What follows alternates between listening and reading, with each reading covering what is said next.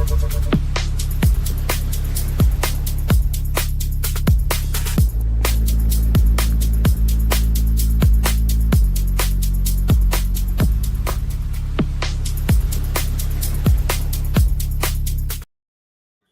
right, good morning, everybody. Here we are. It's Thursday, July 17th, and it is 11:04 EST, and we have somebody that I've wanted on here for a while, EM Burlingame. How are you doing this morning, sir?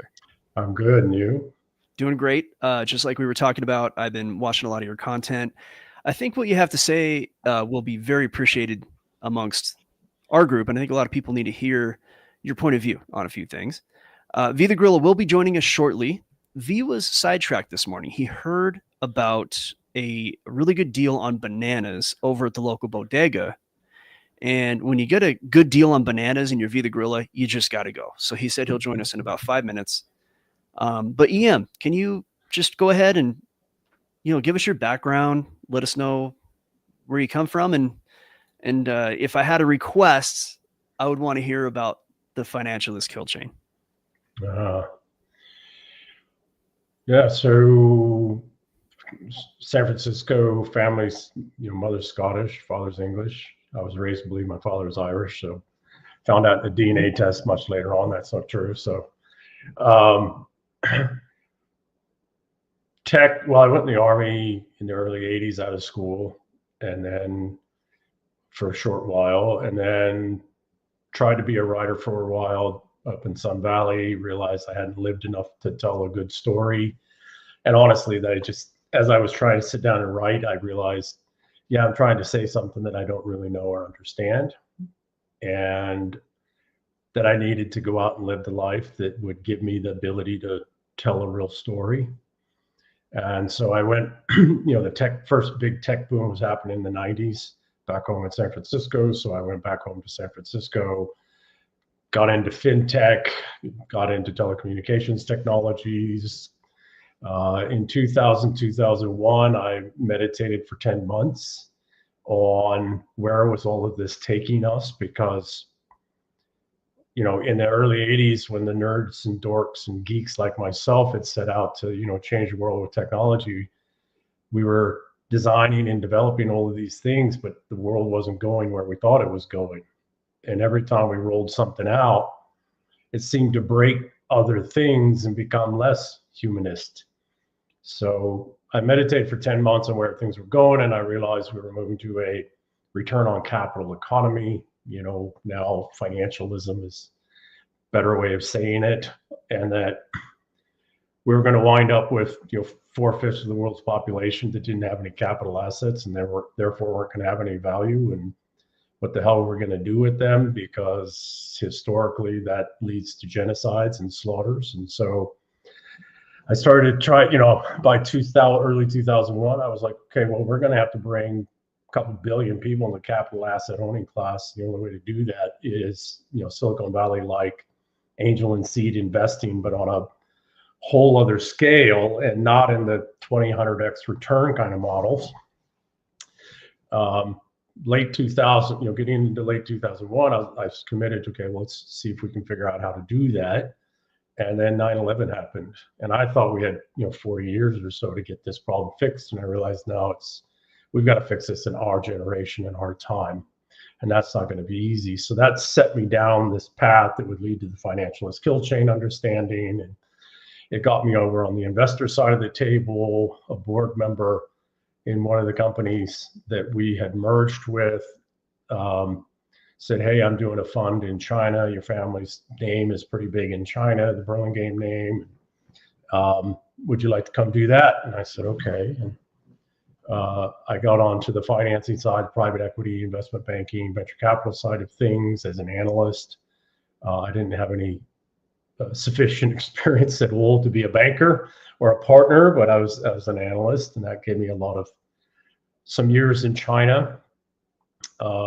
I came and went and did a year as a chief financial officer in Europe for a yacht building company, which gave me a whole other perspective of finance and financialism and in power, real power.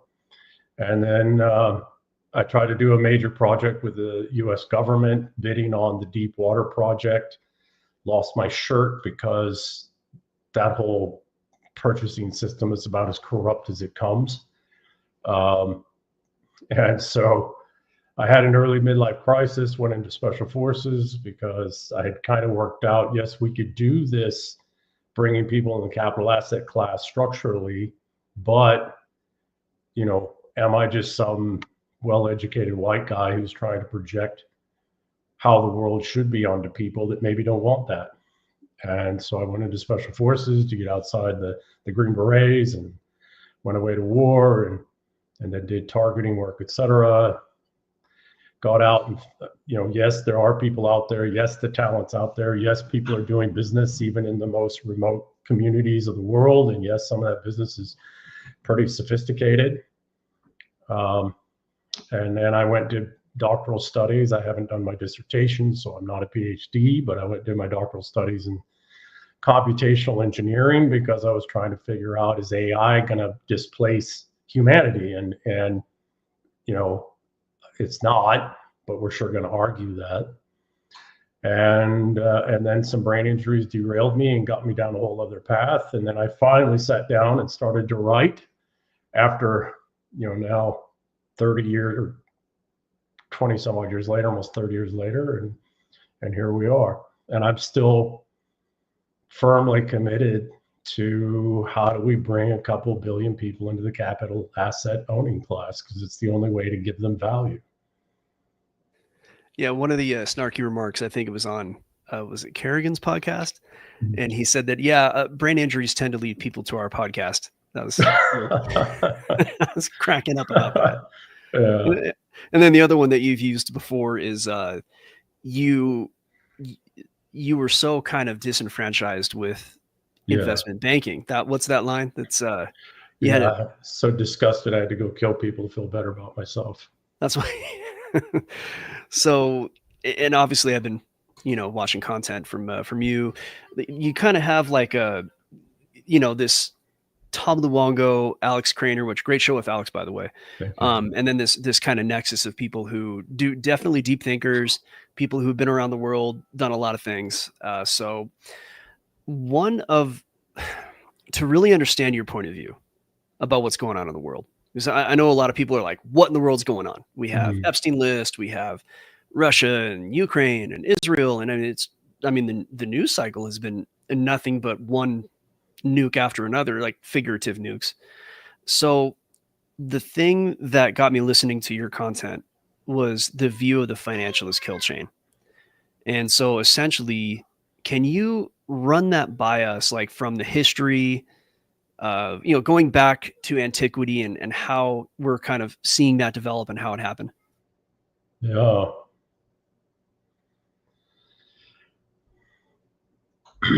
First thing, I think for whatever reason, since I was very young, and probably because of my mother and very unique mother, not always so pleasant, but a very unique mother who really set me on a path. Unfortunately, that path cost my younger brother their lives fairly early on, but sorry to hear that. Long time ago. I've always been someone who's paid a lot of attention to things, and not what people say, but what happens. And am somebody that, for whatever reason, has always felt that everything we're dealing with today, you know, I was sickly when I was young, so I read a lot. We didn't have TV, and we didn't have electricity even, etc. So for some years, so I read a lot. And one of the things I noticed is that patterns repeat, patterns continue. And the very same things we saw in antiquity, we're seeing today. And to that, for the European peoples and the peoples of the British Isles, what was the most impactful event that occurred? The rise of Rome. And, you know, Joseph Campbell spoke about this, you know, back in the 80s in his Power Myth series, that he believed that a fourth myth-based system was emerging, and that it had begun with Rome, and that the full emergence of that could take 2,000 to 4,000 years. Well, we're roughly 2,000 years on, and I think it's here. And so that's kind of been, the thread for me. It's okay, Rome set this thing in motion. Let's go back to Rome and let's play it forward from there. Let's take what we're seeing today and the patterns we see today and the connections we see today, the structures, the processes, et cetera. Let's go back to Rome and see if they began there. And well, they do, but not just, Rome itself, but Constantinople and Byzantium as well, because Byzantium took Romanism, which is not a civilization, though people keep trying to make it that way, but it's a legal, structural, economic system. But Byzantium, the Byzantines, melded that with Hellenism and did turn it into an actual civilization, which today is the Orthodox world. And okay, going back to Rome, who actually ruled Rome from Caesar Augustus to Constantine? The Praetorians. They were the security for not just emperors, but magistrates, judges, generals, senators, noblemen, high net worth, industrial, economic people, business people, bankers. They were the secret Praetorian power of Rome.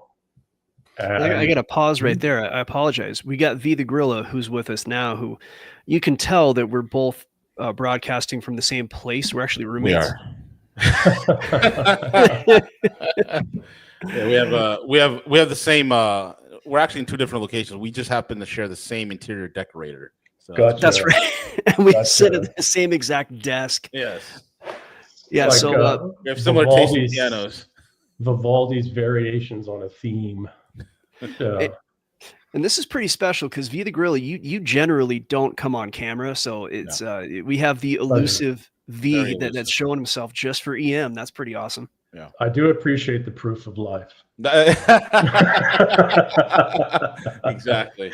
Now hold up a newspaper with the current date and time on it.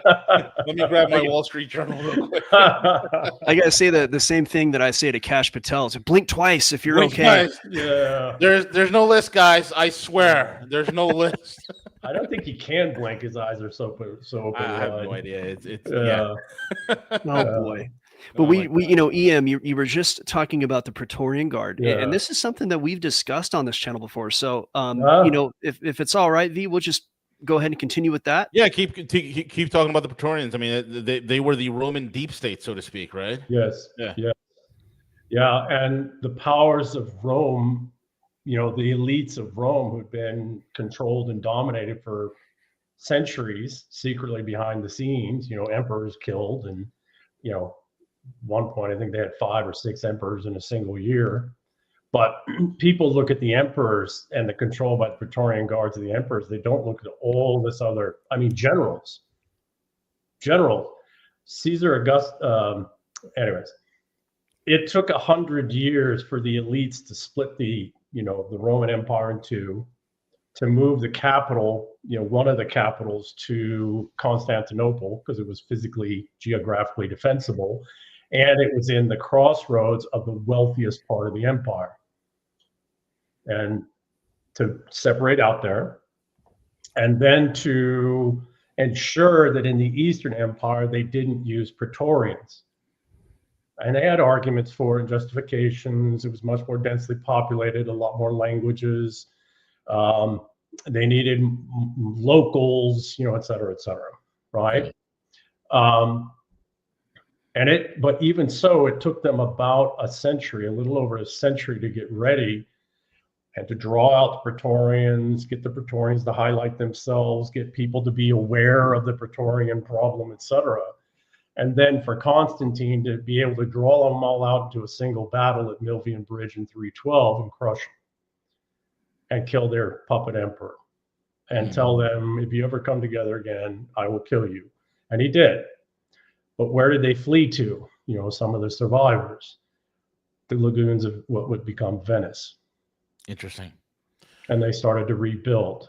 And and that's where we get the merchants of Venice from, correct? That's where we get the merchant of Venice. Interesting. The banking, right? Because they took their ill-gotten gains. Yeah. Because what we have to think about is the Praetorians as two sides. One was the Praetorian Guard, who were, for all intents and purposes, your CIA, your MI6, et cetera, of the time, your FBI of the time, MI5 of the time.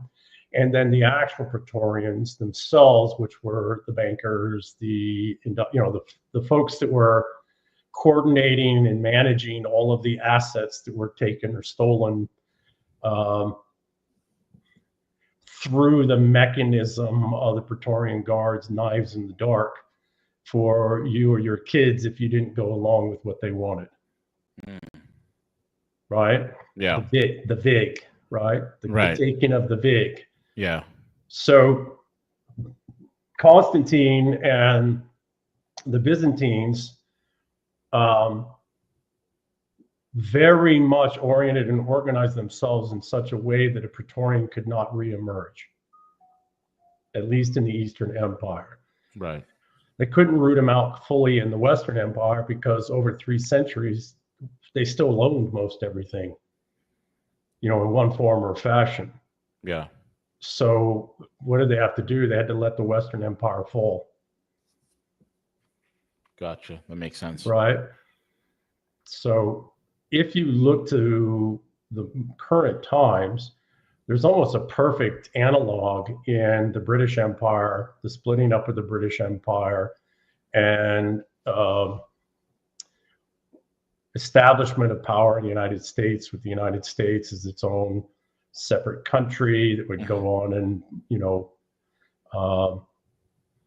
if we get our stuff together, can go on much like Byzantium and really, you know, take the English civilization and turn it into something quite extraordinary, just as the Byzantines did with Rome, right?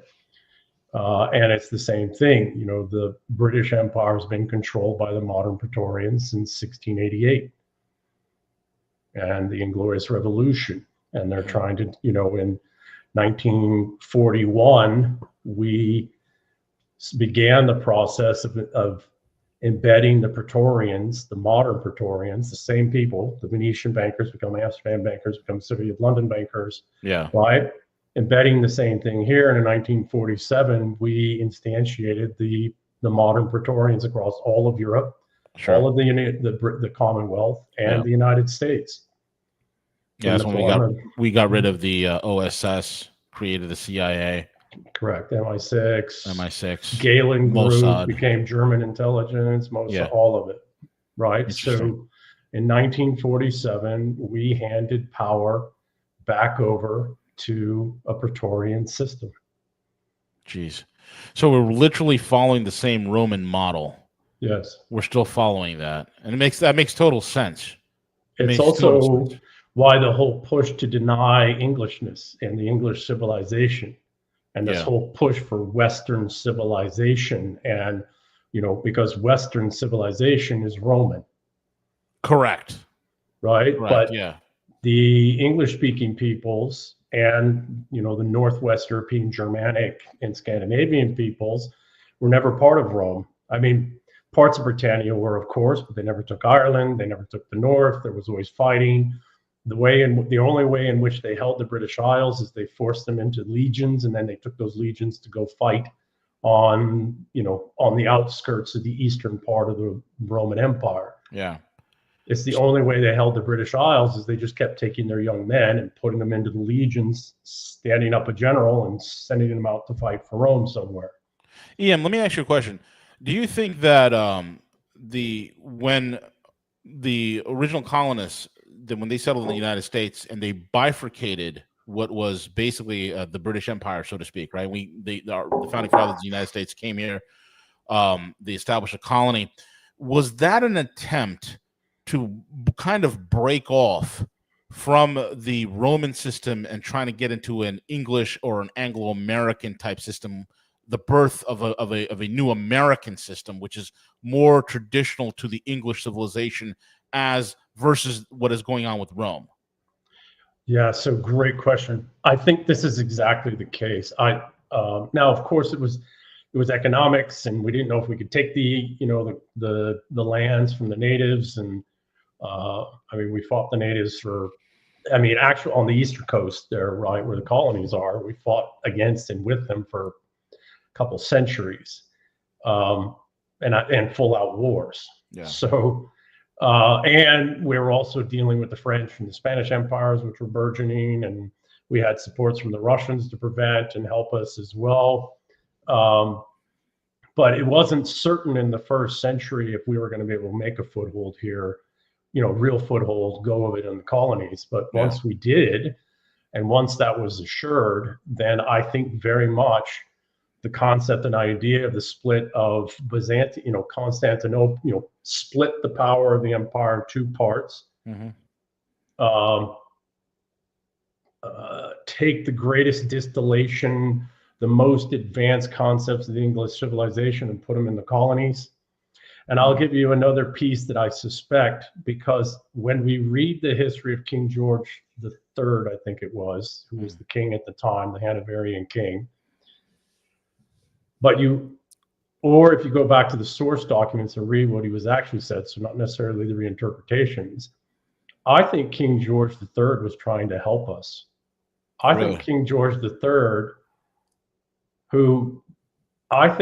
so when you're non-compos mentis, right, when you're a little bit crazy, you can say all kinds of things, and you can talk to all kinds of people, right, and your guard's not going to kill you because you got out of line. Yeah. Right? Because from 1688, there is actually, since they brought Charles II back, there's been no person on the English throne that hasn't been owned and secured by a Praetorian system. Interesting. That's true. Okay, that makes sense. Could that sort of be an analog to Trump's sort of outward buffoonery as well? I think very much. And the other part with Trump is he grew up in the time of Vincent Gigante in New York. Yep. Vinny the Chin Gigante. Yeah. Absolutely. Yeah. For what, 30 years or so before they finally went, I mean, when he would wander around the streets of New York in his bathrobe and slippers. Yep. Pretending to be crazy. Yeah. Meanwhile, he was consolidating power in the families. Yeah. Yeah. Yeah. So I do think it is. Yeah. Interesting. Do you think, in terms of King George and his King George III and his wanting to help the colonies, because he probably saw the colonies as a hope for the English civilization to survive, to break free, would it also would also stand on the works of individuals like Francis Bacon, right? Do you think there's a connection there where Bacon and a lot of the cohorts that he was connected with saw the United States, the New World, as the new Atlantis, as a new beginning for English civilization? Do you think there's a connection there, or? I don't know. Since I was young, I haven't really looked into Francis Bacon a whole lot, and there's been reinterpreted. So what is the second Rome? It's the Catholic Church. It's the Vatican. 100%. The popes, the Caesars have become the popes. The Caesars are the popes, and the Praetorians have become the Jesuits. That's more like the Praetorian Guard. Yeah. Yes. Yeah. Yeah. The proselytizers. I went to Jesuit school a little bit. My grandfather went to Jesuit school. Yeah. Brilliant education. They what are the Jesuits? The Jesuits are the original Green Berets. Right? Link language, culture, history. They get to know the people, they embed with the people, and then they slowly, carefully work out, how do we take over here? Right. I want to tangent a little bit there. Yeah. V, I know I've told you this, but EM is a former Green Beret. So as far as those operations, definitely you got some knowledge there, right? Yeah. Yeah. We didn't get to do a whole lot of it because we were at kinetic war, but it's still there. Training's there, and you're always still doing it, like with village stability operations, even in wartime, etc. Yeah, I'm not so So there's always factions and things. And you have to look at Henry VIII, right? Henry VIII broke the control of the second, the second conquering of the British Isles was happening in the form of Catholicism. And Catholicism's increasing ownership of properties and lands and domains and revenue streams in the British Isles. It's the second Rome had learned from the mistakes of the first Rome and the innovations of Constantine and Byzantium. Like, people look at Byzantines and say, well, they were never as powerful as Rome because they never had as large a map that they controlled. That's total and absolutely the wrong way to think of it. Byzantium to this very day is still with us. Oh. It had immense power because Constantine, I've written about this in the novel I'm serializing. Constantine realized that as long as empire was territorial based, you were always going to be vulnerable to invasions, to insider threats, to external threats, to the vagaries of time, to incompetence, all of that. So you had to virtualize empire. Now, how do you virtualize empire? Culture and religion. That's right. Right? Right. And so the Byzantine Empire, unlike the original Roman Empire, is still with us in the form of the Orthodox world. Orthodox Church, right. Right. And the Orthodox world, right? Not just the church. Yeah. Excuse me. And it's still with us culturally because original Christianity is Orthodox. Correct. Catholicism didn't come along till 1054 and the 1054 schism. And, the reemergence of Rome, the second Rome in the form of the Vatican, in the form of Roman Catholicism, having learned from Byzantium and the Orthodox world and Orthodox power and power projection and cultural dominance, etc. Starting in about the 700s, the Praetorians, Venetians, were funding this resurgence of Rome in the form of the Roman Catholic Church. There was conflict starting in the 600s between the Orthodox world and the what would become the Roman Catholic world. That all came to a head in 1054. And we've been in an all-out, knockdown, drag-out fight between the Orthodox world, original Rome, right? Byzantium, original Rome, and the second Rome, which is the Roman Catholic Church. Interesting. And it's not so much the church; it's the Vatican. That's the facade, right? Yeah. But it's the power system, the power structure, the cultural projection, the cultural loyalties, right? You talk to somebody, even here in America, you talk to people and they'll tell you they're Catholic before they tell you they're American. 100%. Even though they're staunch Americans, at least they, right? But the first thing they'll tell you is that I'm Catholic. Yeah. So, okay, what kind of American are you? So, my family, some of my family came here as indentured servants in the 1700s, and I was raised Catholic, and I definitely would have been. I'm Catholic. Yeah, I get it. Yeah. So this isn't to to dump on Catholics, but you do have to wonder why Catholic Charities has been so heavily behind tens of millions of Catholics being flooded in to the country illegally. Yeah. That's an invasion, not by the Weffies, etc. No, that's a Catholic invasion. That's the second Rome trying to take the wealthiest, most powerful portion of the English-speaking peoples. Yeah. Not by force of arms, which it can't, but through demographic transition. Sure. What do you think about this? Recently it's been going on for, actually not recent, but for years now at this point. There's been a lot of dialogue of trying to bring together, and you've seen this Catholic leadership, you've seen it with Eastern leadership, where you have the popes trying to meet with the patriarchs of the Eastern Orthodox Church, and they're trying to have like this kumbaya session of coming together, trying to. What is that all about? What's your take on that? Right. So a wonderful question. First off, we have to accept that there are factions in all things, and most certainly in the Orthodox world. People can be bought off. Yeah. So I suspect two things. One, we are locked in all-out passive aggressive estrogen warfare between, on the part of the Second Rome, the Roman Catholic Church, which also has its little Protestant offshoots, but they're really still the same. They still adhere to the same Christian principles, same cultural, imperial kinds of ideas, the Christian world. That is locked in all-out conflict with the Orthodox world to such a degree that we just killed, 1.5 million Ukrainians in the Ukraine, which were all, predominantly all actual Orthodox, and all the efforts to remove the Orthodox. I mean, it's almost bloody obvious when you look at it. And sorry to interrupt you, but this would also coincide to this completely irrational Russian hatred.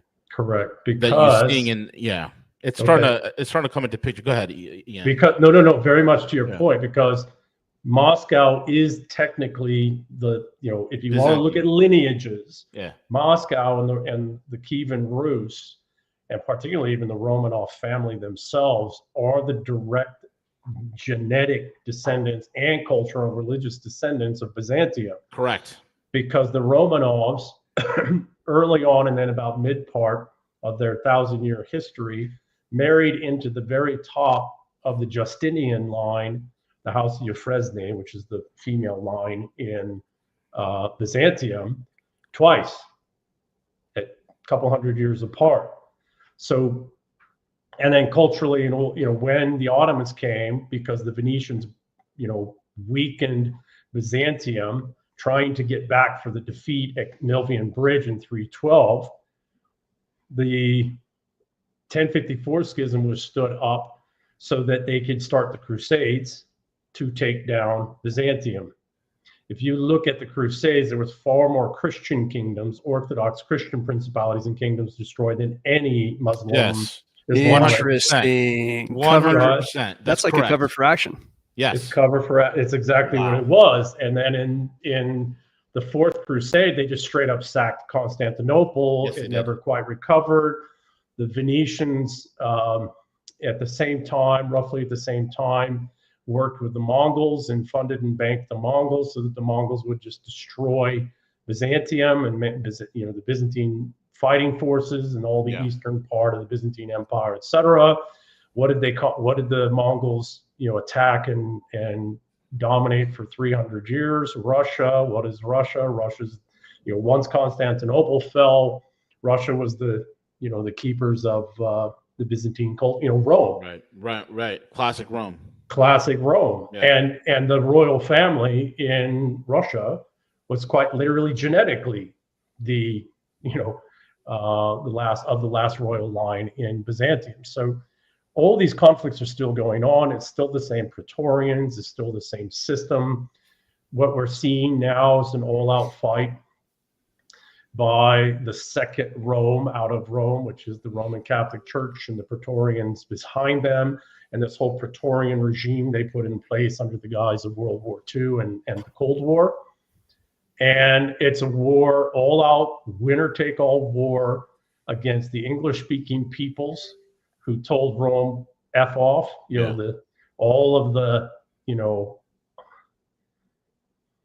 however, they've been sitting on our throne and in our halls of power since the late 1600s, and they fostered and funded the English Civil War to break us and all of that.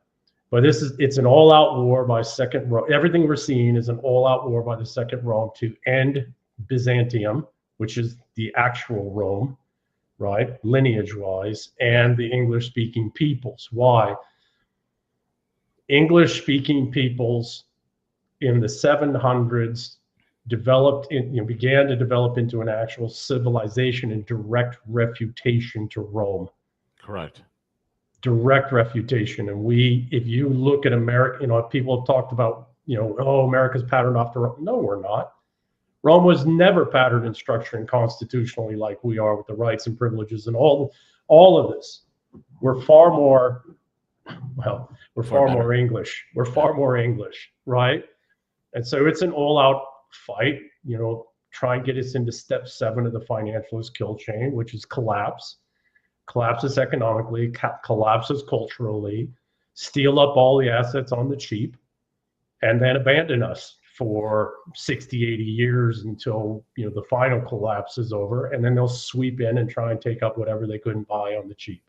So with the financialist kill chain, I think is like a really good framework for the audience to get a history and to understand kind of what's going on. So we got to the point of the move to the lagoons of Venice. Mm-hmm. Could we perhaps pick up there and take us through the history of the financialist kill chain and where they went and things like that? Yeah, so give me a second.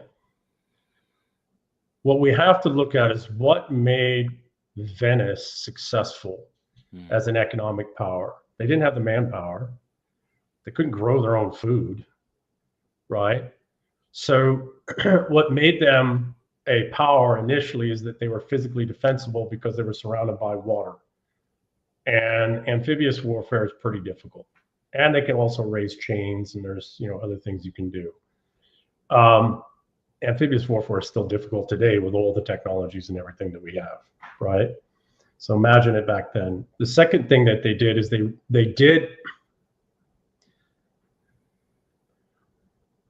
they innovated derivative financial instruments.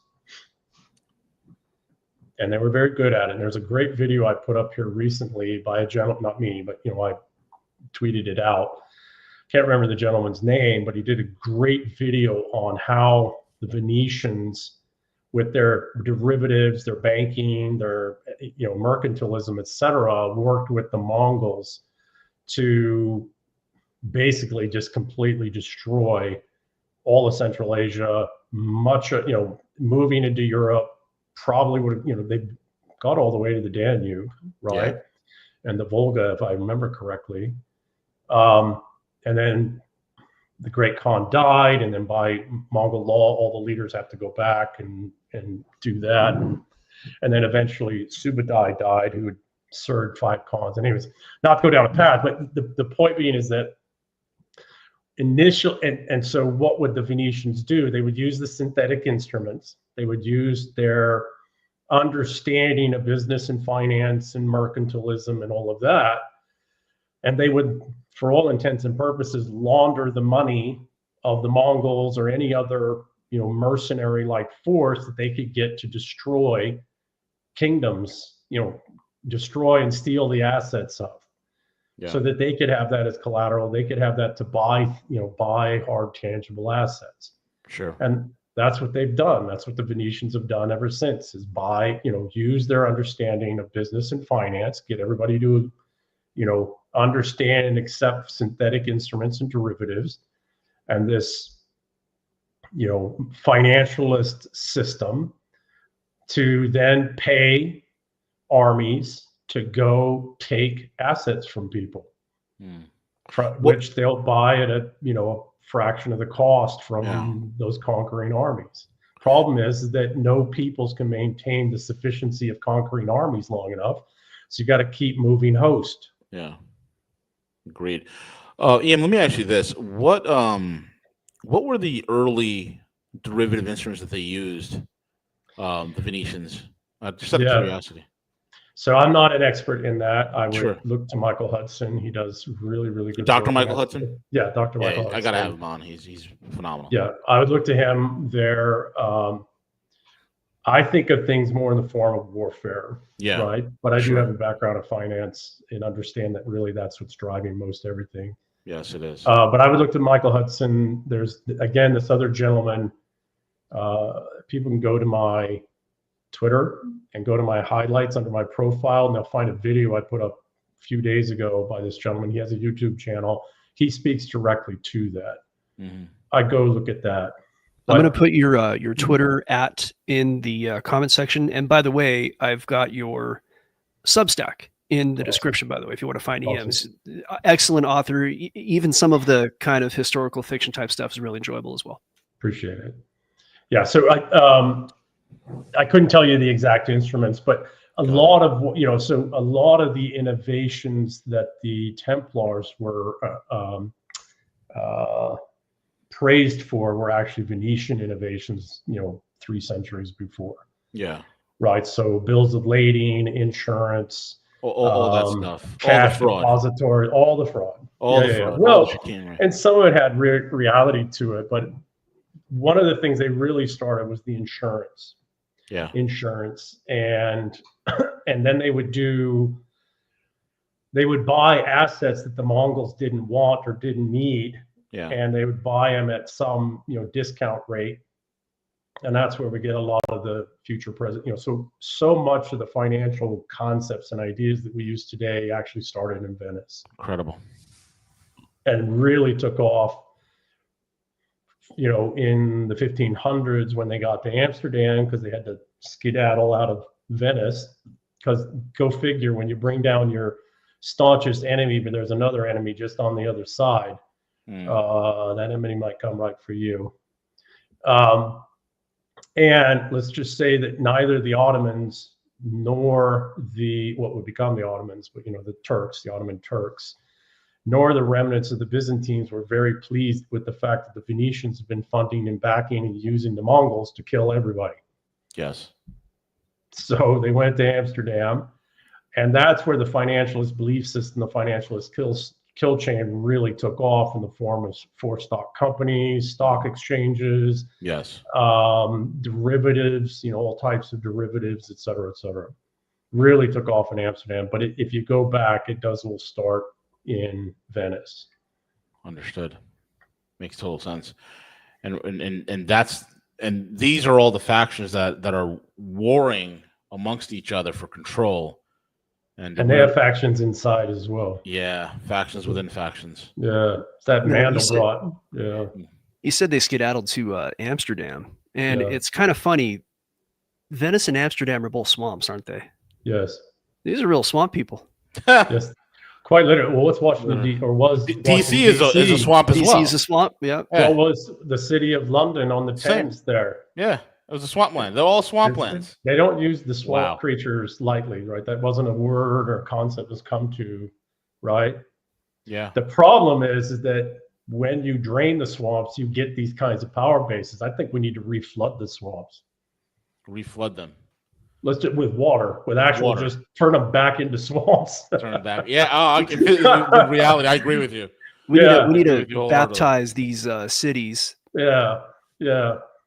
So you said they went to Amsterdam, and then of course, the history there, and then where they go next. I think that would be. Yeah. So let's take a step back, piece back, right? I believe that feudalism, because when you look back at feudalism, it's nothing like it's articulated to us, nothing like that at all. I think feudalism developed directly as a refutation to Rome, to centralize power, and it was a localized distribution of self-sufficient power bases in a loyalty-based, honor-based kind of structure that and conflicts between the different feudal states as a way to prevent a centralization of power, because the only way in which the Praetorians have any kind of the only way a Praetorian regime power behind the scenes can emerge is in a centralized massive centralized power system. Mm-hmm. And so I think feudalism developed as direct refutation. Well, what did the Venetians start back in Venice? This whole move to liberal democracy. Correct.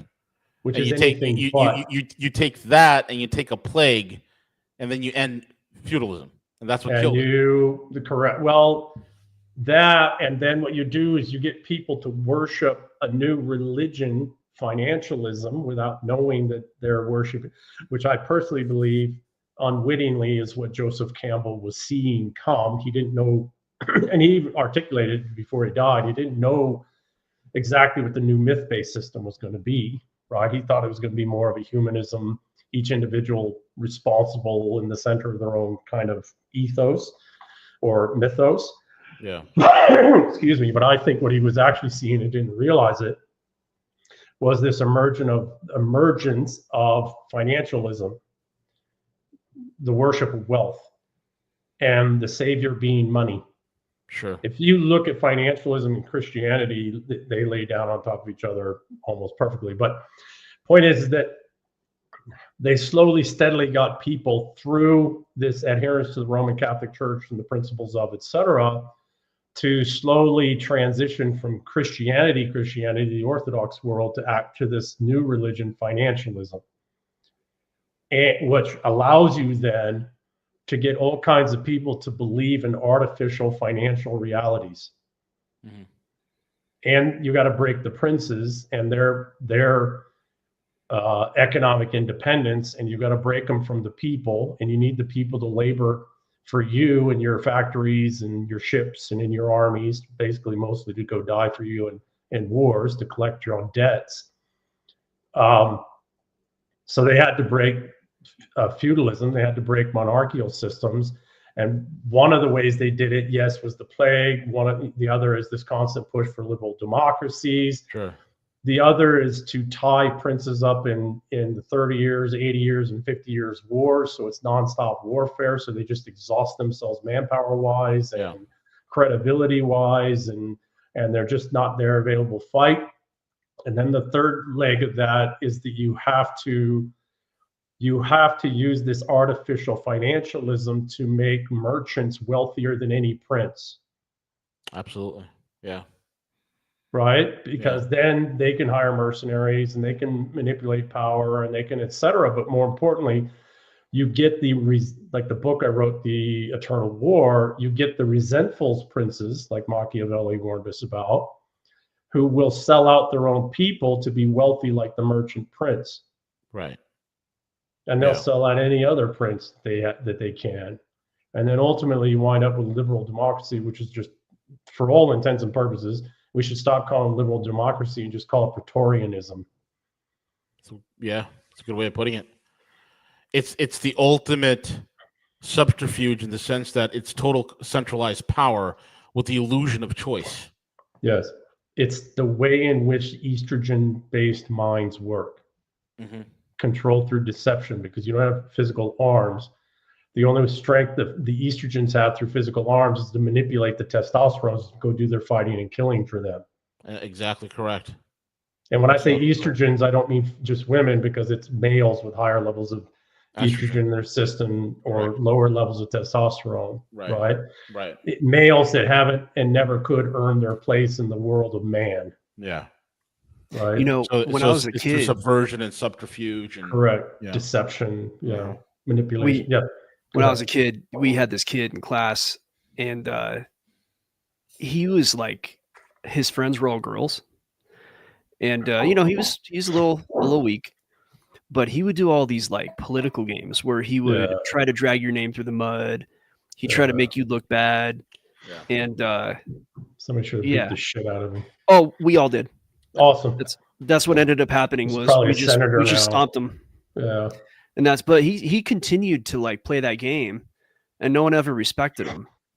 And I mean, these aren't respectful people. These the estrogenoids are the ones that you're seeing in these in a lot of the higher echelons of finance. You'll see them in politics, everything. Epstein's List, all these. They are predators. These are correct. Yeah, they can't earn predatory. They can't earn the cheerleader by being tough and strong and attractive. So they got to manipulate and cajole and roofie her. Yeah, correct. And then blame the jock at the party. Exactly. I'm sorry, but that's a perfect example, because that's exactly what's happening to every single one of our nations. Our nations are being roofied and raped. Exactly right. And the misdirection is, oh, look, we have a XYZ invasion, and it's so and so group. Meanwhile, they're in the shadows manipulating this whole entire thing. It's the most disgusting.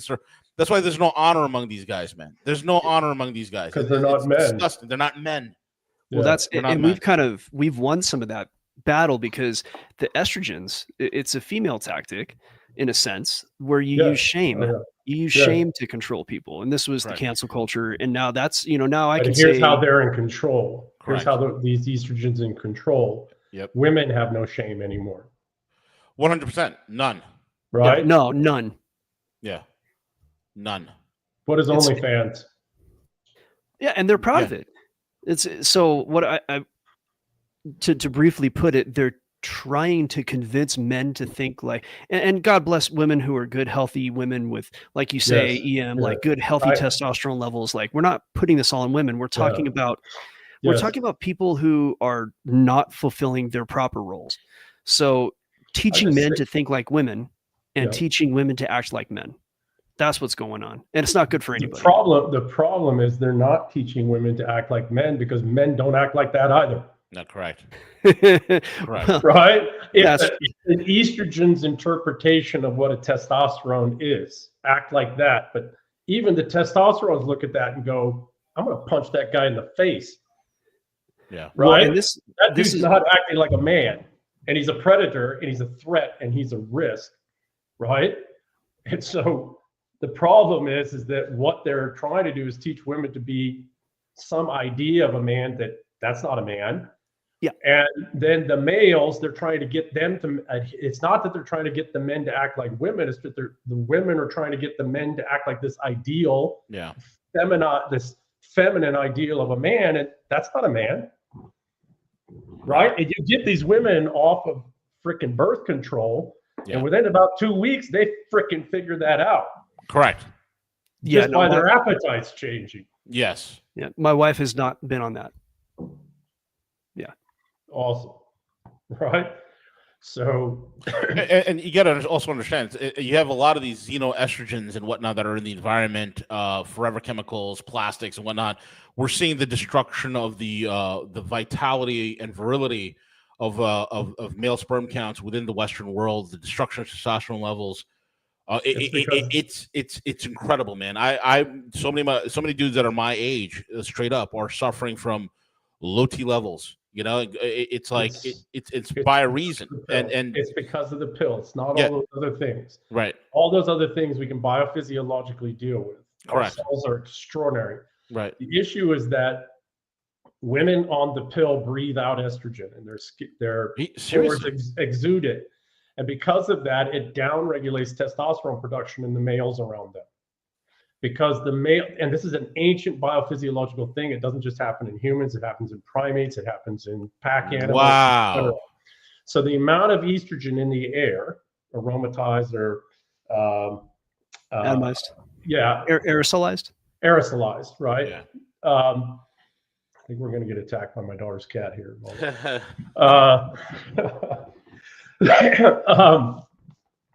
Because of the amount of estrogen, this estrogen that's in the air, it downregulates testosterone production in the males. Why? Because it tells the males physiologically, in all that 90% of communication that's not verbal, that she's pregnant. So, cat. So what happens? Male testosterone production goes down because males need to be less aggressive, less forceful. Yeah. There's a certain period of time, in the early period of time when a woman's just pregnant, that, lots of sexual intercourse isn't very healthy for for it to develop into an actual going.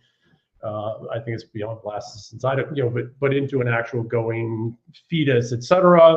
Male competition needs to mellow out a little bit because historically, and still, biologically, monogamy wasn't a normal thing until, just the last couple centuries. Correct. So anytime a woman was pregnant, that was the tribe's child. Yes. Right? That was the tribe's genes. Correct. And so naturally the males the healthy males would have their testosterone levels lowered for two reasons. One, to lower aggression and, sexual appetite as well. Cat, go away. Which of course she saw us play. The other piece is that males go into protection mode of the female. Mm-hmm. So males go in, and what happens when women get pregnant? They go a little crazy. Yeah.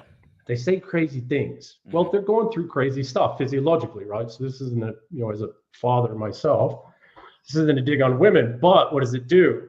The males go into protection mode, and the males now have lower testosterone production, and they're in protection mode. So they're going to not be as aggressive. They're not going to be as, ambitious, because you've got to have aggression, competitiveness to be successful in life, competitive. And they're going to support whatever comes out of the woman's mouth because she's pregnant. They're going to be white knights. They're going to be white knights. Yeah. And the problem is that now you got women running around saying all kinds of crazy shit because they're on the freaking pill.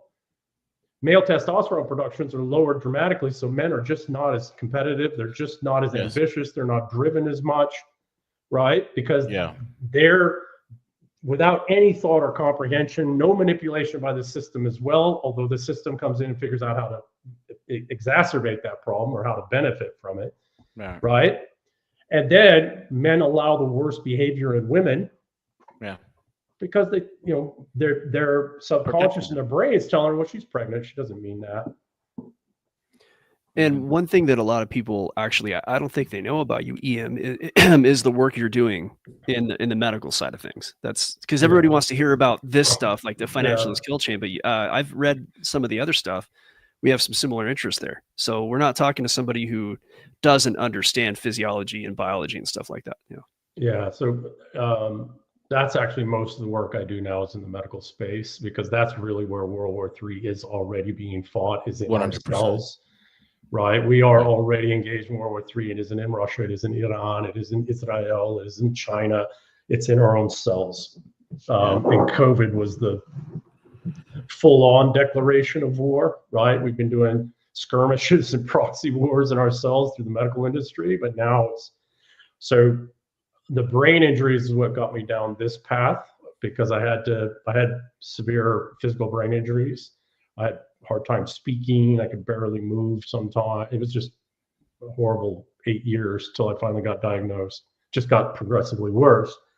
But I got into all of this really around neural studies, trying to rebuild my own brain, my own nervous system, my own biology, my own gut, my own identity, right? Because one of the things that happens when you have sufficient of brain injuries, whether they're traumatic or what's called acquired brain injury from toxicity or prolonged severe stress, et cetera, certain kinds of trauma, is your identity stack gets destroyed, as you're no longer capable of doing the things that you were once capable of doing, no matter how healthy you get. And that's what got me down this pathway.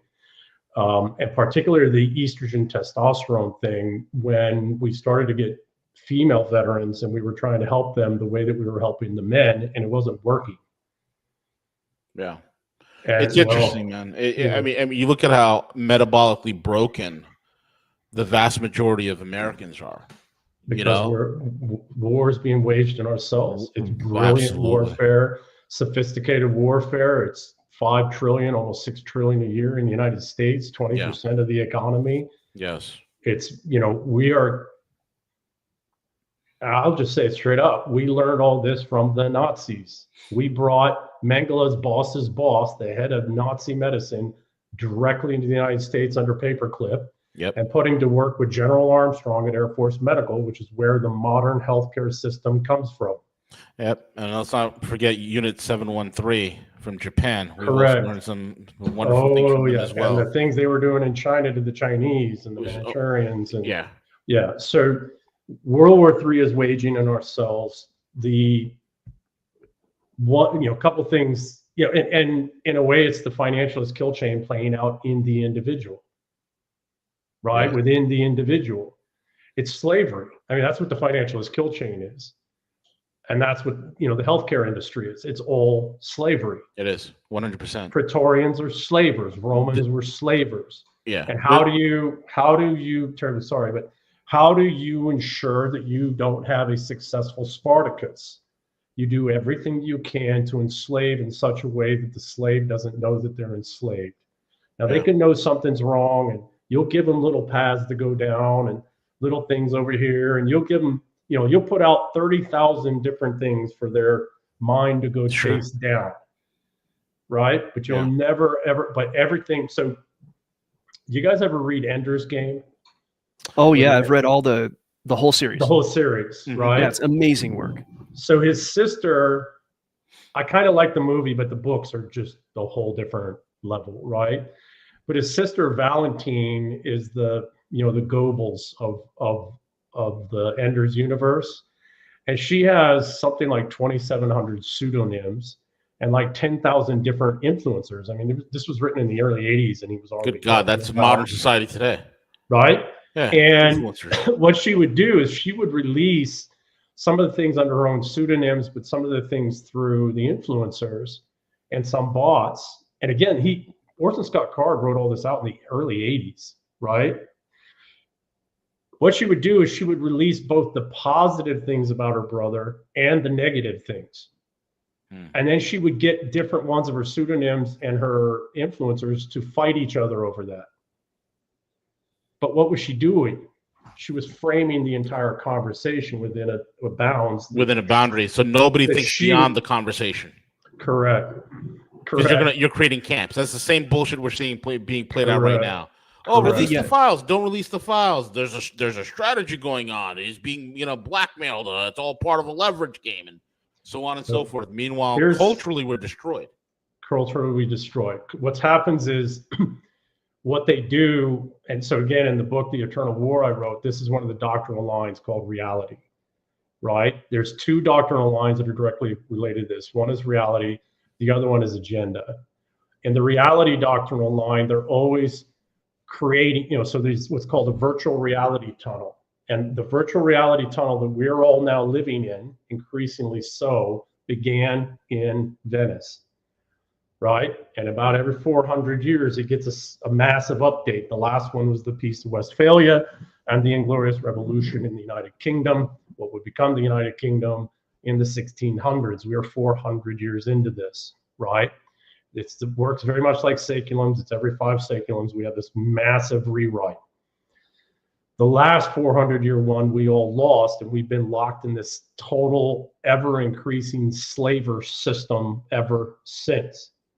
Who's broken out of it, right? So reality is to constantly warp and twist reality so that everybody's trapped in an artificial reality tunnel with all kinds of meta tunnels inside, right? So no matter where you go, you're never truly breaking free. The other doctrinal line is agenda. And the agenda is to embed the reality, the artificial reality creation into all new things, all new systems, all new structures as they're emerging very early on, right? It's infecting, basically. It's to infect the new systems as they come. Okay, who's broken out of this in just the last 20 years? The Russians. Right. The Orthodox. Persians 40 years ago. They seem to have really understood the game at a very deep level. That's why they've really intertwined the church into every aspect of what they're doing. I mean, we had this talk yesterday on the show called the Imperium of Men. And it was based on Warhammer 40,000. When you look at it, it's like, dude, it's the Russians. They've literally created this ethos that is it's inextricably so part of who they are that we don't have this anymore in the West, in the English-speaking world. It's just underneath the surface. It's our civilization, right? So this is what Constantine realized, and it's in the serialized novel. What Constantine realized is that the land, the territories didn't matter. Yes. They could be overcome, demographics might change, all of that. What Constantine realized is that if Rome was going to survive, it had to become a civilization, because you can't stamp out a civilization. Correct. And that's what he set in motion with the Orthodox world, right? The Chinese are a civilizational people. Absolutely, the Persians are a civilizational people. Right. Starting with Egbert, Alfred the Great's grandfather, but going from Egbert in the 700s to Athelstan in the 900s, the English civilization was laid down as a direct refutation to continental European Roman civilization. Now, not in direct refutation to Byzantium, because there are, those Christian aspects in the British Isles that are the original Christian aspects are all Orthodox. They're all early Christian, early Orthodox. And it was, again, remember there's a book, How the Irish Saved Civilization. Yeah. It was the Irish monks who kept all of these documents and all these manuscripts and everything in Latin and kept the Latin language and then transcribed them into, kept Latin alive. And then a lot of the Greek, the old Greek, and translated them into English as well. So early English civilization, while actually more pagan because of the Scandinavians, the Brits, the Britannies, the Celts, the Gaels, the Picts, etc., is a melding of old pagan with the early Christianity, and that mixture and the laws and the legal structure, the Dooms of Alfred, common law, all of that began in the 700s, was really formed up in the 900s. Catholicism was already trying, Second Rome was trying to take over the islands in the form of the Catholic Church and all of that. And in the 1500s, a king went to war with it. Yeah. Right? Mm-hmm. And restored English civilization. And then, well, even before that, William the Conqueror comes over, mm-hmm. right? And everybody's like, oh, he's French. He wasn't French, he was Norse. He was right. he was more English, culturally, historically, ethnically, etc., than French by far. And he didn't stamp out Englishness, he codified it. Yeah. Right? He hard codified it, and we became more English than English. And then, 400 years later, 500 years later, Henry VIII is like, we're being overrun with these passive, aggressive estrogen Roman Catholics who are trying to, reconquer our people, with the second tax and these second laws and all of this, reconquer us to Rome. We got to get rid of these guys. And then we fought that out. And I got to give it to Queen Elizabeth I. I'm not a big fan. I used to be, and then I looked deeper. But I got to give it to her. She survived a lot of assassination attempts by the Catholics. She went after disloyal nobles. She went after, Walsingham went after all the intel networks and all of that. Unfortunately, her successor didn't do as well because, and anyways, so, where are we today in the English-speaking world? Is we're at a place where we have to wake up to our civilization if we are going to prevent the re-enslavement to Europe, the re-enslavement to the Second Rome. Which isn't just necessarily the Catholic Church now, it's really the Praetorian system. Right? So it includes the Protestant world as well, that Northwest European Protestantism. Mm-hmm. We have got to remember, like the Russians have, like the Chinese had, like the Persians have, very much actually even as the Ottomans have, that we are a civilizational people. We have got to get back to that civilization because the civilization is the immune system to the financialist kill chain. Yeah. Our masculine male pub brawler, in this, we're different than the Persians, and we're different than the Chinese. We're even a little bit different than the Russians. At the heart of English civilization is mouthy, pub brawling men. Yeah. Who will tell you the truth, even if they're wrong. They'll take a punch in the mouth, they'll throw a punch, and when it's done and we worked out what that is, we'll sit down, we'll buy each other a pint and say, okay, what the hell were you saying? Yeah. And some of us are going to be mates for life. Some of my best friends today are guys I was in knockdown, drag-out fist fights with 40 years ago. Mm. Right? Right. I fought with my dad. Right? This is English. This is at the heart of English civilization. Why? Because you need men to be able to throw down in a disagreement. Correct. But then come to a place where they can respect each other. It doesn't matter who wins or loses. Right? That's another thing about English society. You can lose in the fight, but you've stood and fought. Yeah, that means something. It means a lot. That's exactly right. You got balls. Right. Yeah, I've been in exactly. Yeah. I think all of us have been in some sort of quarrel, into fist fights. We've thrown hands. And then afterwards, it's like, hey, we have a beer. We talk it out, and then that's the buds. Correct. A real man can do that. That's the beauty. In my household, we always talk about, the thing with real men is that we always walk around with there's always a potential of violence between all of us. Yes. It exists. Yes. You know, That's why men are Yeah. more civil. we're more civil That's because at any moment we could throw hands. So we're Yeah. real civil with each other. real, genuine civility, That's- not that- this that is- malevolent mask Yes. civility. 100%. And real quick, And that's Yeah. the benefit that is the one of the characteristics of testosterone. Where Yeah. it is people have it's Correct. given it a bad Correct. word, but it's the hormone of self-control. It's Mhm. the hormone of justice over indignation. So here at the neurological level, Yeah. okay, neurophysiological level, and these are very good studies that go back a long ways. Estrogen upregulates for violence, testosterone downregulates Downregulates. for violence. Bingo. And here's why.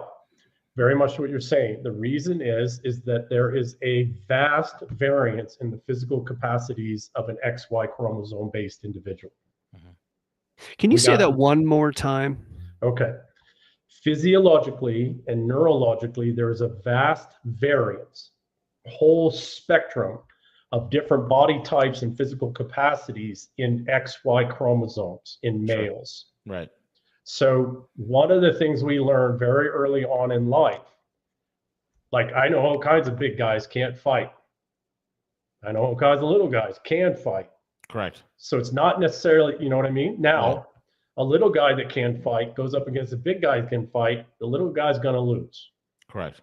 right? So what do men learn very early? And it's really in the first 3.5 years, it really gets locked in by about age 7, is this really complex, sorry, I got to hold the camera because the cat decides. Freaking estrogen, no sense of. I was gonna say it. I didn't want to say it. Hey was man, gonna say don't sleep on cats. They're killers, bro. You Oh, got, you got a murderer walking around in your house. Yeah. We got 3 of them running around Yeah. here. But one of the things that very much what you're saying, what keeps the throttle on everything, and this is why the estrogens have just blown this out of the water, and now everything's violence and chaos everywhere, is that one of the very first really complex things the male brain and nervous system and sensorial system learns how to process is, can I take that guy in a fight or not? Yes. Right? Absolutely. One of the very earliest things. And if I can't, then I'm going to have to figure out how to communicate with them. I'm going to have to figure out, I'm going to have to down-regulate my instinct to want to fight that guy, because that could go really bad real quick, and I could get broken, or I could even get killed. Correct. Right?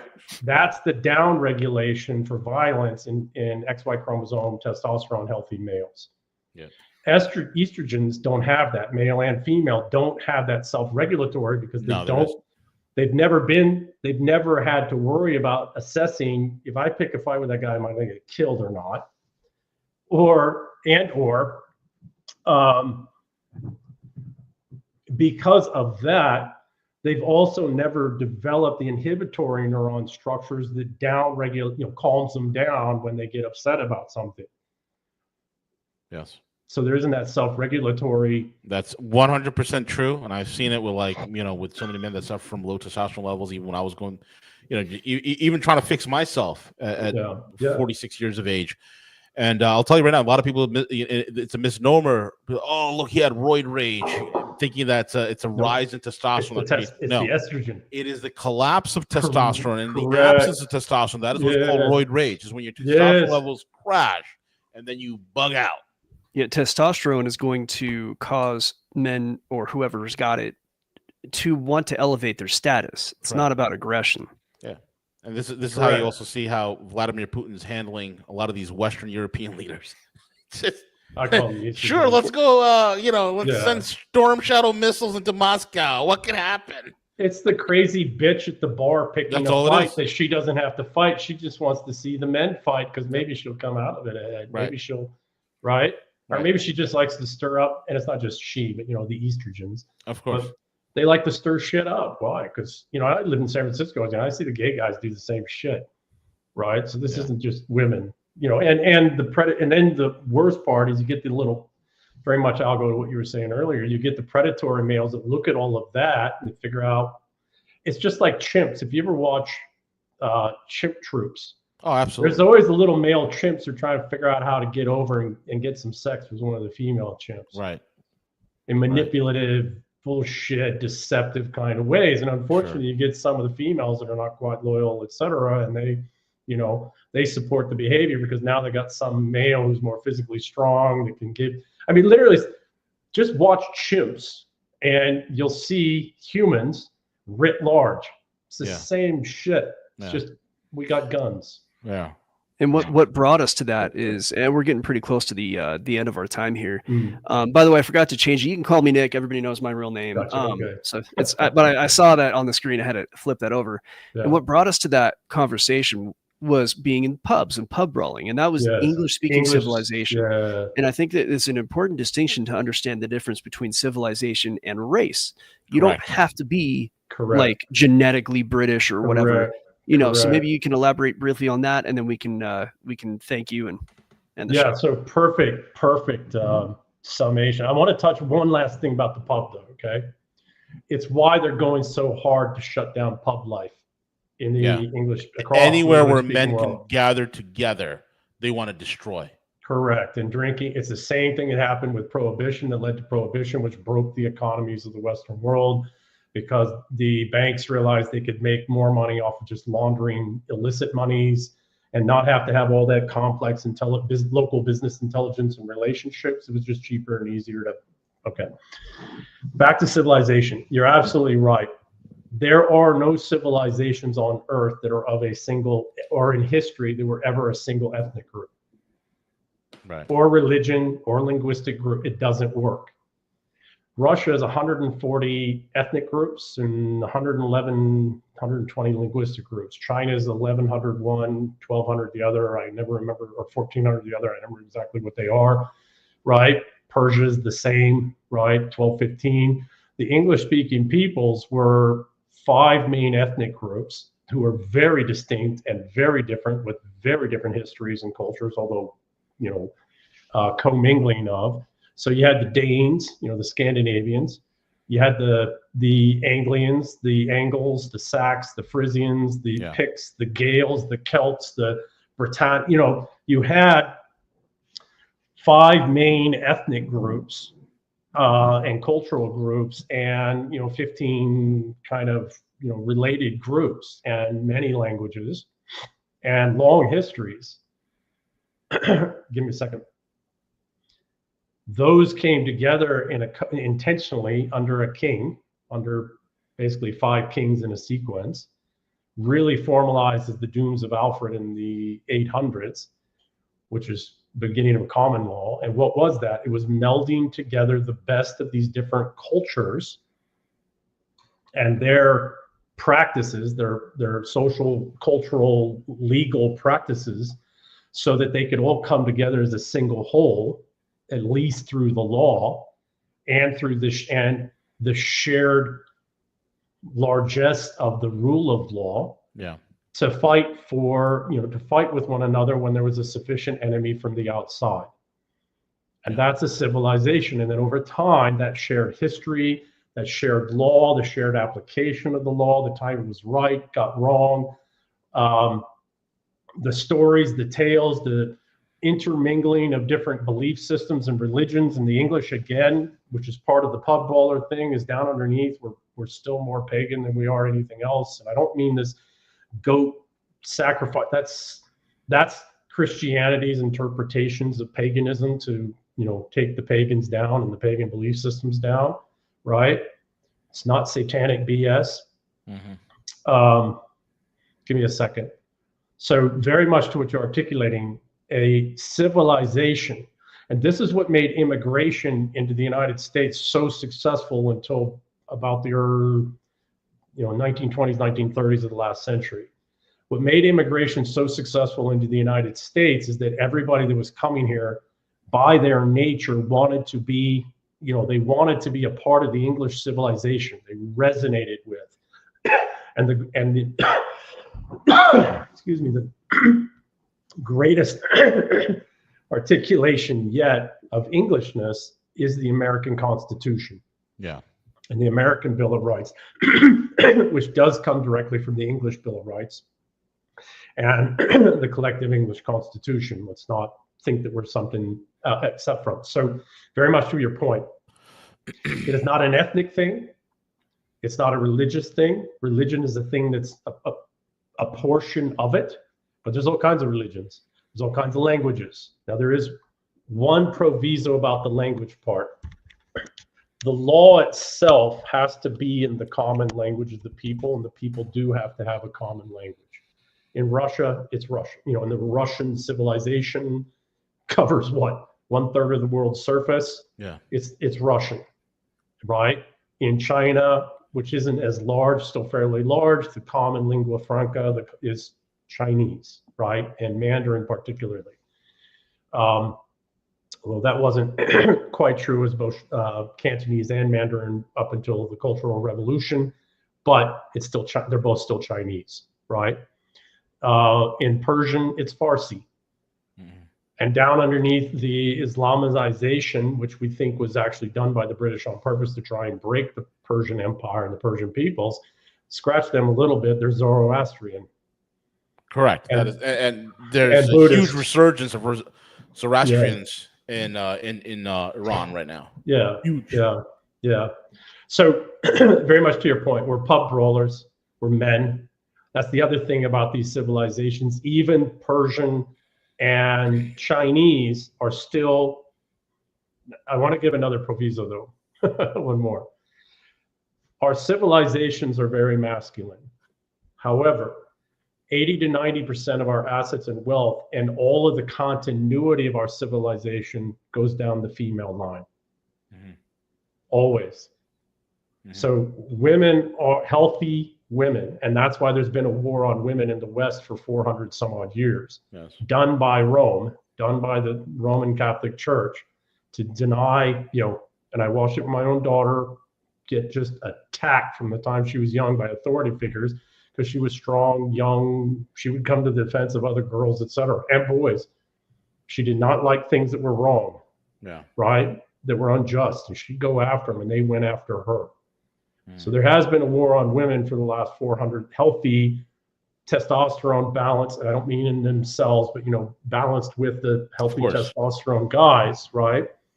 There has been a war on them for 400 some odd years. That's feminism. That's all this stuff, across the board, even this trans stuff and all of that.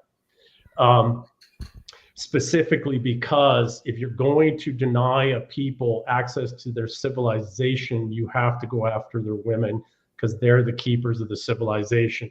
And that's another thing which I'm seeing, and I'm not anti-Christian, but I'm also not pro-Christian. That's the other thing with this whole, as women, and particularly our women now, because the men have been there for a long time, this whole anti-woke thing that's going, that the women are now picking up. Now they're trying to distract them with the trad wife thing and this other thing, which is Christian nationalism, etc. Why? Right. Because a civilization is not a religion. And this all, again, goes all the way back to Constantine. Constantine realized this. Yes, you needed a belief system that had morals and principles in the form of a religious-like structure. But the civilization is something separate. Yeah. And the civilization supersedes and is has to be far more powerful than any religion that's, concomitant with it. Right. This show was extremely enjoyable, and I think we would have to have more shows like this in order to understand all the stuff that and hear your point of view. We got to have you back if you'll have us, sir. Yeah, no. Well, I would like to see you in different houses. Oh, yeah. Well, I had my designer first before he stole the idea. Oh, I see how it is. Okay. Yeah, that's right. We had Theo come my way after he was out on your side of the country. I don't know what you're talking about. For business purposes only, sir. Man. EM, awesome show, bro. I would love to do this with you again because there's a lot to talk about, a lot to discuss. You touched on a lot of subjects, and honestly, it's like every single one. There's multiple layers, like an onion, that we can just dissect layer after layer after layer, and it's a real educational moment for all of us to tune in and listen to you. Just peel apart that layers and get to the very root, the very foundation of who we are as a people, because That is the thing that we need to rediscover in America. We are a civilization, and we need to return back to that in order for us to survive the next 40, 50 years, because what's happening is the estrogenites, let's call them that way, and their bankster financialist friends, and all the background manipulation that's been occurring is going to destroy us like a devouring mother, so to speak. It's going to wreck us. We have to save we have to have a new renaissance. We have to, light the fire in the hearts and minds of men one more time. We have to restart our civilization because it's 1,000-year-old unbroken immune system that we need now. Right. And the part of the thing that we have to be very careful with is that Americans are English. Correct. Everything about the United States of America and every structured system and form is English. Correct. And I don't mean, again, just English. It's also Scottish and Irish and Welsh and Cornish, because those are all English. Yeah. And we've got to go back to that. So anybody who's coming with a siren song about some new renaissance or something, no, motherfucker, forget my language. No, feel free. We love it here. Right? We've been through all that motherfucking shit before, and we survived all of it. And we don't have time to develop an immune system. Yeah. Right? One, because the resentfuls, the estrogens, are always ahead of us in that. And correct. Two, we already got one. And it's really good. Absolutely. Absolutely. It's been the best damn thing on this planet so far. Quite some time. So far. Yeah. And the peoples that have broken free of the kill chain are the ones that went back to their original civilization. The Russians, the Persians, and the Chinese. Correct. 100%. EM, thank you so much for being on with us, man. I'm looking forward to having you back again real soon. Folks, again, follow his work. I think Cowboy put all that in the description box. Get his books, join the Substack, support the work that he does, because it's vital. We're in a culture war, whether you like it or not. Whether you like it or not, and guys like EM are pulling back the curtain and saying, hey, you know what? Here's where we are, and let's rediscover ourselves so we know where the hell we're going. Thank you guys for listening in, and we'll be back tomorrow. This is V and Cowboy, and Nick is muted. Nick, you're muted. We're coming right back with Gus. Gus is up. Gus, next. Yeah. Thank you all. Have a great day. Cheers, everybody. Thanks, EM. Yeah.